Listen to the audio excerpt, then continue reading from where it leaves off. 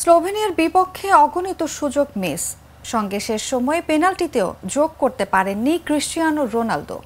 Penalty miss করার পর তার কান্নার ছবি সামাজিক যোগাযোগ মাধ্যমে সয়লাভ, কিন্তু শেষ পর্যন্ত টাই ব্রেকারে পেনাল্টিতে গোল করলেন এবং দলও জিতল ৩-০ ব্যবধানে।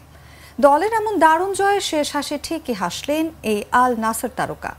ম্যাচ শেষে তাৎক্ষণিক এক প্রতিক্রিয়ায় রোনালদো বলেন, কোনো সন্দেহ ছাড়াই এটা আমার শেষ ইউরো কাপ।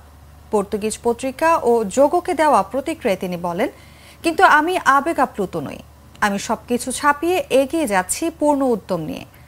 আমি সমর্থক, পরিবার এবং যারা আমাকে ভালোবাসে তাদের দেখে অনুপ্রেরণা পাই। রোনালদোর আর নিজেকে প্রমাণের কিছু নেই, এমনটাই মনে করে এই ইউরোজয়ী ফুটবলার বলেন, ফুটবল ছেড়ে দেওয়াটা বিষয় নয়, আমার এখানে জয় ছাড়া অন্য কি বিকল্প আছে। এখানে আমরা 1 পয়েন্ট বেশি বা কমের জন্য আসিনি, মানুষকে খুশি করতে পারাটাই আমাকে অনুপ্রেরণা দেয়।